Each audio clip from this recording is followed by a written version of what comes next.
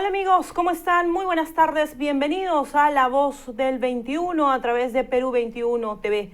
Soy Carolina Bayona y a continuación vamos a dar paso a la entrevista. El día de ayer nos enteramos, nos anoticiamos y hoy ya se tiene mayor ampliación también en nuestro impreso de Perú 21 ante el hecho de que el procurador general, Daniel Soria, denunció ante el fiscal de la Nación, la Fiscalía de la Nación, al presidente de la República, Pedro Castillo, por presunto patrocinio ilegal y tráfico de influencias. Esto ante diversas reuniones con Karelin López por el caso Puente Tarata 3. ¿Qué implicancia tiene esto? ¿Cuál es el escenario? ¿Qué puede pasar luego de esta denuncia del procurador al presidente de la República ante la Fiscalía de la Nación? Vamos a consultar a los expertos. Está con nosotros en contacto vía Zoom el ex procurador Antonio Maldonado, a quien le damos la bienvenida. Doctor, muchísimas gracias por estar con Perú 21. Bienvenido. Buenas tardes, señorita Karenina. El gusto de estar con ustedes es mío. Doctor Maldonado, ¿qué significa que el procurador haya denunciado al presidente de la República ante el fiscal de la Nación? ¿Qué es lo que puede pasar con esta denuncia? Bueno, el significado, creo yo, se va a resolver con dos consecuencias importantes. Una consecuencia de carácter estrictamente jurídico penal, la cual dependerá de los elementos que el procurador aporte y acompañe a su pedido ya formulado ante la fiscal de la Nación. Y también dependerá de si la fiscal de la Nación considera que estos fundamentos son suficientes como para acoger el pedido del Procurador General. Esto es, que se inicie una investigación preliminar contra el presidente de la República por dos delitos: negociación incompatible y tráfico de influencias.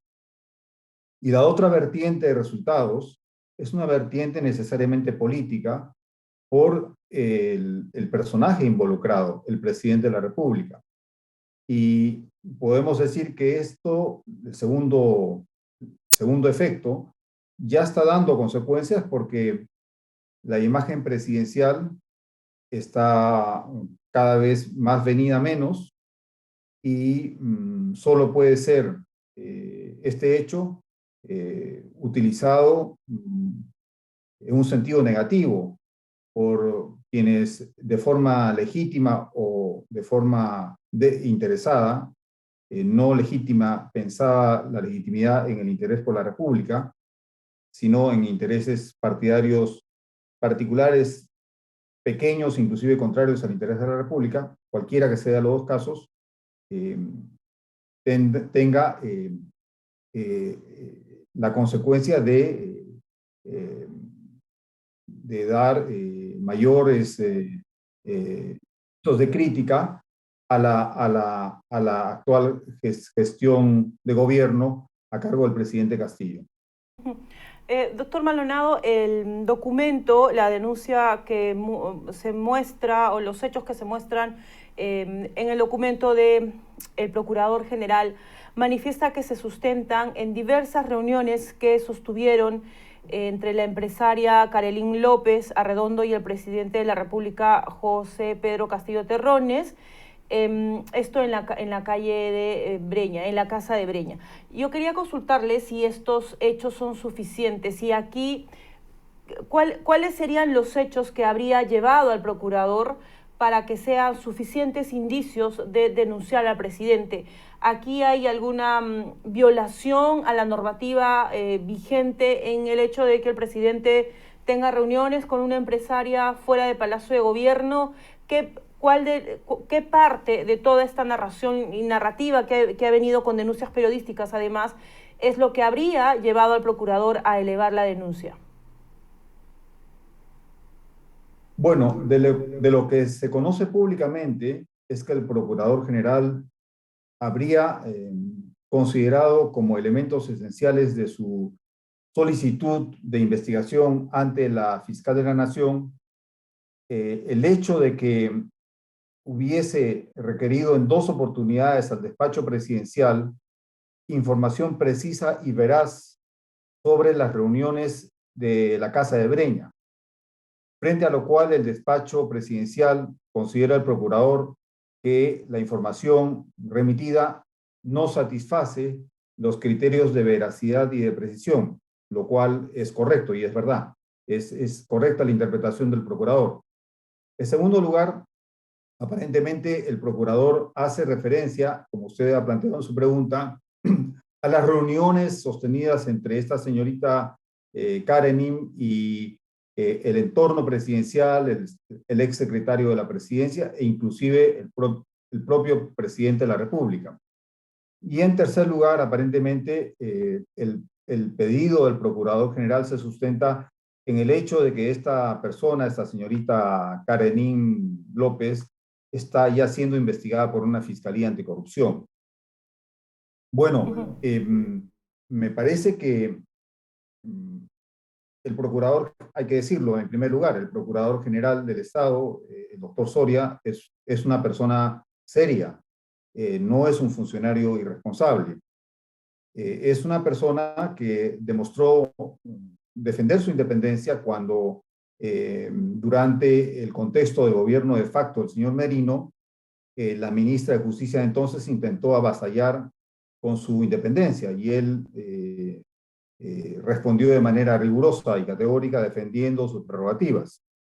Entonces, digo esto porque no se trata de una petición irresponsable, pero sí se trata de entender que el pedido del procurador, que parte desde un correcto desempeño de sus funciones, o sea, desde una actuación independiente y crítica al gobierno, requiere para una respuesta favorable del despacho de la fiscal de la Nación mayores elementos de juicio. Correcto. No se trata de sostener que el procurador esté haciendo especulaciones. Eso no es el punto. No se trata que estemos señalando que el procurador está construyendo hipótesis delictivas sobre bases que no sean objetivas. Pero para que esta solicitud sea acogida y que avance, se requieren muchos más elementos de juicio que yo creo pueden ser aportados por el Ministerio Público. Es decir, un trabajo conjunto entre la Procuraduría General del Estado y el despacho de la Fiscalía de la Nación en representación del Ministerio Público y en representación en última instancia de la sociedad. Entonces, como hipótesis de trabajo, como hipótesis de investigación, como hipótesis de planteamiento del inicio de una investigación, las dos figuras delictivas invocadas me parecen correctas. Como una hipótesis inicial de solicitud de investigación, estos elementos que estamos conversando usted y yo me parecen válidos y legítimos. Pero para que esta investigación avance y se consolide y se desarrolle más adelante con más fuerza, se requieren muchos más elementos de juicio que por el momento no conocemos que estén desarrollados o hayan sido identificados. En adelante quisiera consultarle también esto, qué necesitaría, qué indicios tendría que indagar o recoger ante la indagación el Ministerio o la Fiscalía de la Nación. Pero antes quería, para cerrar la idea, doctor Maldonado, preguntarle lo siguiente. Sí, en el documento de el procurador Soria Luján solicita a la fiscal de la Nación que una vez abierta la investigación no se suspenda, pues sostiene un artículo de la Constitución. Y en ánimo también de estar pegados a la legalidad, a las normativas vigentes, le consulto si el presidente no entrega esa información de las visitas fuera de Palacio de Gobierno, aduciendo a su intimidad, hasta dónde un presidente puede decir estas son actividades íntimas, no son actividades oficiales y no tengo por qué otorgársela ni al procurador ni a la Fiscalía de la Nación. A ver, vamos respondiendo varios aspectos que usted plantea. Empezaré por el último.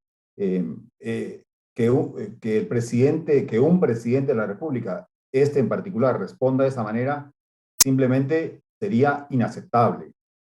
Porque el presidente de la República es un magistrado de la nación que ejerce su magisterio, su elevado magisterio, su elevada magistratura, desde que empieza el día hasta que termina la noche, y lo hace hasta el día en que termina su mandato.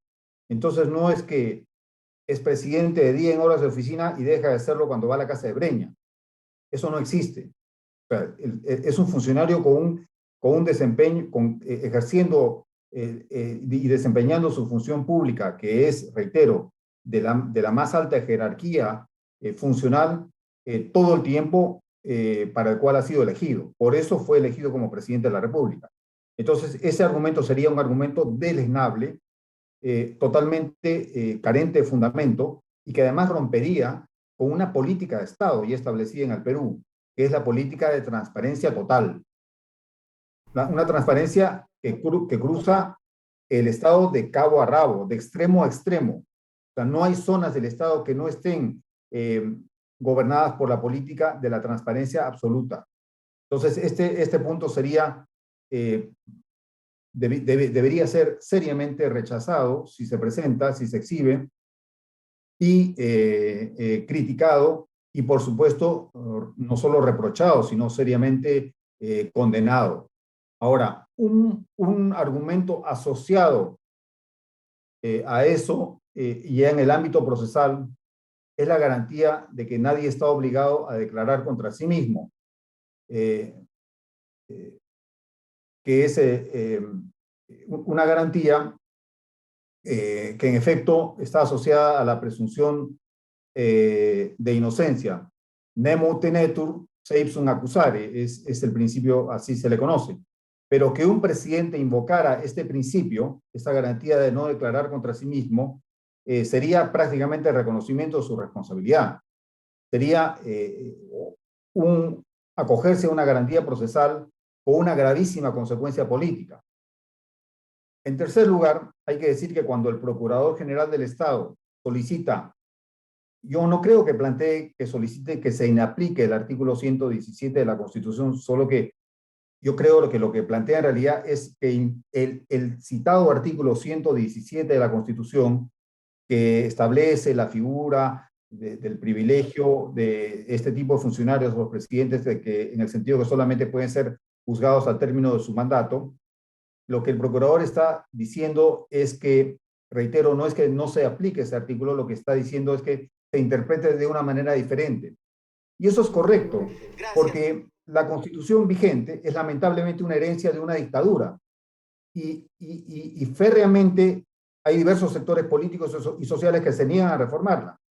Y en este punto en particular, el artículo 117 demuestra lo que la dictadura quiso para su dictador, es decir, que nunca rendiera cuentas a la nación. Por eso es un artículo sumamente defectuoso. Pero si este artículo se lee en conjunto con las obligaciones internacionales del Estado peruano en materia de lucha contra la corrupción y otros instrumentos internacionales similares que prohíben la impunidad, es correcto solicitar que sea interpretado de una manera distinta. O sea, no en sí mismo, sino a la luz de los instrumentos internacionales que obligan, que le generan al Estado peruano el deber de investigar, en este caso, casos de grave corrupción. Entonces, Correcto. Esas serían mis reflexiones sobre esta parte de su pregunta. Nos ha quedado bastante claro de que el presidente no puede decir que eran reuniones personales, que es lo que dijo en un mensaje. Y bueno, tampoco podría mantener silencio, que es lo que está haciendo ahora después de haberse librado, entre comillas, de la vacancia. Doctor, en todo caso, ¿cuál sería en el trabajo de indagación de la Fiscalía de la Nación al presidente? Porque ya lo llamó una primera vez, imagino que lo va a requerir una segunda vez. ¿Cuál sería el elemento, el indicio que tendría que corroborar la Fiscalía para investigar al presidente o para que incriminaría también al presidente en estos hechos? ¿Qué tendría que demostrar entre, no sé, en el caso de Karine López, Bruno Pacheco, las reuniones de Breña, en todo esto que tiene que ver con el caso de Tarata 3, ¿no? de Provías? Sí, en efecto, la investigación de delitos de corrupción, sobre todo cuando hay personajes con poder político involucrados, es siempre difícil.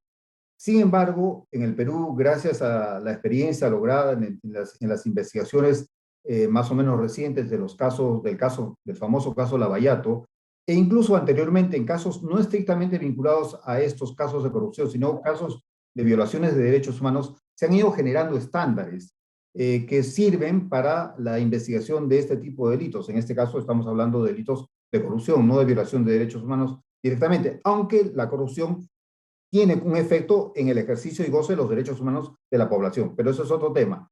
Entonces, en cuanto a uno de los estándares probatorios, ¿cómo se prueba un delito de esta naturaleza? Se prueba por medio de un método de investigación basado en la prueba de indicios.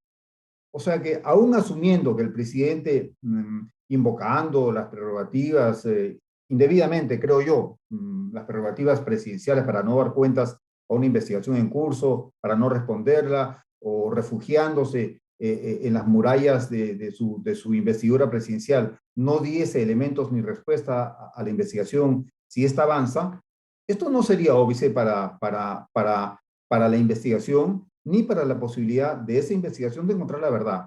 Porque en función de estos elementos, estos métodos de investigación necesarios para delitos complejos, los indicios son muy importantes y muy reveladores. Entonces hay que ir poco a poco, pero de manera sólida.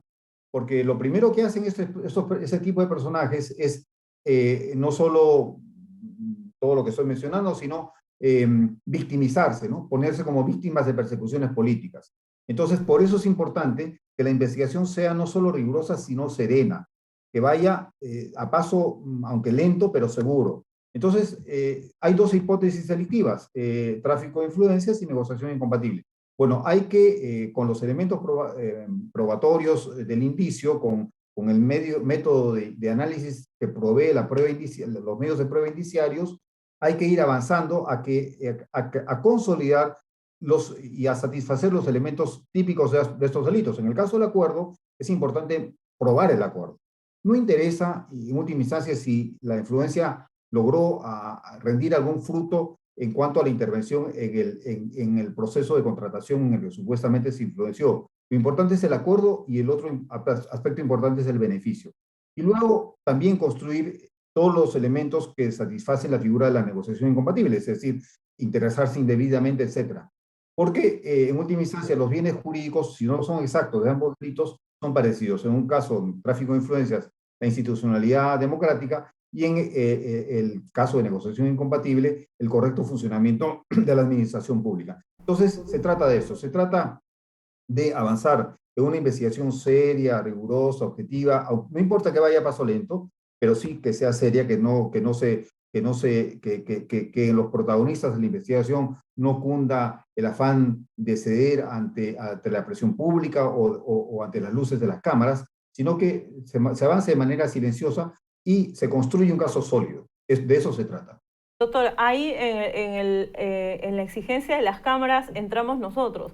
Y es que no solamente para algunos, digamos, especialistas con los que hemos estado conversando en Perú 21 TV, sino también para la opinión pública, el actuar del Ministerio Público da mucho que pensar, tomando en cuenta los hechos, ¿no? El señor Bruno Pacheco fue horas antes a su despacho, antes de que el Ministerio Público llegue, mucho antes, ¿no? Y el Ministerio Público mucho después de que llegue y allane su oficina, su despacho donde encontró 20.000 soles en el baño de su oficina.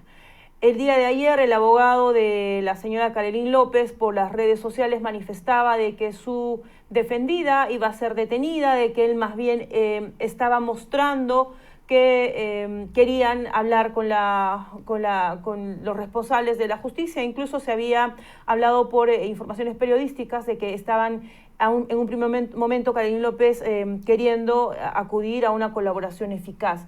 Entonces, usted dice, tenemos que hacer una investigación seria, rigurosa, segura, pero lenta, pero ahí es necesario que en un allanamiento tienen que ser así tan largos y prolongados, o ¿cómo usted califica el proceder del Ministerio Público en este caso específico, ¿no? En el caso de cuando llega a Palacio a la oficina de Bruno Pacheco, y ayer que se allanó 11 inmuebles, en el caso de Caroline López, Bruno Pacheco y también algunos vinculados a este caso.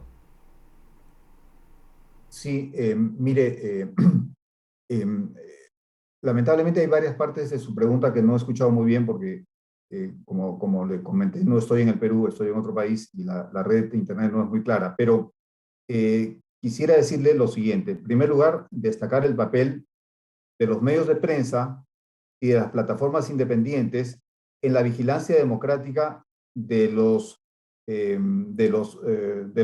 delitos de corrupción y los delitos en general de abuso de poder. La posibilidad de una investigación rigurosa, imparcial, objetiva, en mucho no solo reside en el cargo de la institución responsable de su conducción, en este caso el Ministerio Público, sino en mucho apoya la vigilancia ciudadana y la vigilancia de los medios de prensa. Así que esto es fundamental de tener en cuenta. No ha habido caso de corrupción que avance sin la posibilidad de una participación crítica de la ciudadanía y de los medios de prensa. En segundo lugar, si ha habido una actuación débil o negligente del Ministerio Público, en este caso, por supuesto que hay que criticarla. El Ministerio Público tiene el deber de actuar de manera diligente en cumplimiento de su ejercicio como titular de la acción penal pública y como portador del onus probandi, o sea, de la carga de la prueba. Y si esta labor no la cumple de manera diligente y eficiente, pues sí, es objeto y debe ser objeto de crítica pública por los medios que esto corresponda. Así que, nuevamente, para vigilar que la actuación del Ministerio Público sea correcta, sea debida, sea diligente, que no se incurra en cualquier infracción al deber de debida diligencia, que es un estándar de comportamiento internacional, ya zanjado por la Corte Interamericana de Derechos Humanos para casos de derechos humanos, pero también aplicable a casos de corrupción, pues el Ministerio Público debe ser auscultado por la ciudadanía, por los medios de prensa, y se debe exigir a las autoridades del Ministerio Público que vigilen que sus fiscales actúen de manera diligente y responsable. En esa labor estamos. Doctor, para terminar, muchas gracias por su disposición nuevamente. Para terminar, con estos indicios, usted, siendo procurador, hubiera acusado, hubiera impedido investigación por estos delitos, por tráfico de influencias y negociación incompatible, o podría haber otros delitos más, en su parecer. No, me parece, como he dicho al comienzo, que las hipótesis delictivas que el Procurador General ha señalado me parece que son del todo correctas e idóneas para el fundamento jurídico de su solicitud de investigación contra el presidente de la República. Muchísimas gracias, doctor. Un fuerte abrazo. Gracias por su tiempo, gracias por hacer una pausa y atendernos. Un gran abrazo, con mucho gusto. Lo propio, doctor. Muy bien, era el ex procurador Antonio Maldonado, ustedes lo han escuchado, haciendo además un análisis desde los expertos, ¿no? Desde quien además ha ocupado este puesto de defensor del Estado. Nos ha quedado bastante claro en el documento que eleva el procurador a la Fiscalía de la Nación, manifiesta de que en algunas de las reuniones que se mencionan en la denuncia que se realizaron en el inmueble ubicado en el pasaje Zarratea 179 en el distrito de Beña, cabe resaltar que la Procuraduría General del Estado solicitó información sobre estas reuniones al secretario general del despacho presidencial, quien informó en 2 ocasiones, oigan bien, que no tenía registro de las reuniones que ahí se llevaba a cabo. Hoy el doctor Maldonado nos ha dejado bastante claro de que esto es inaceptable y que de ninguna forma el presidente puede negarse o guardar silencio al respecto, ya que él es mandatario, tiene la investidura y cumple labores de jefe de Estado desde que empieza el día hasta que termine la noche. Entonces, esta información es más que relevante, es importante. Ayer también conversábamos con otro especialista y nos decía que le conviene más, ¿no?, al presidente Pedro Castillo, a él en esta etapa de indagaciones, acudir y colaborar con los pedidos que le está haciendo ahora el procurador antes y ahora seguramente la Fiscalía de la Nación y seguro que las fuerzas políticas también en el Congreso de la República. Muy bien, amigos, nos vamos. Nosotros volvemos en cualquier momento con La Voz del 21. Buenas tardes, permiso.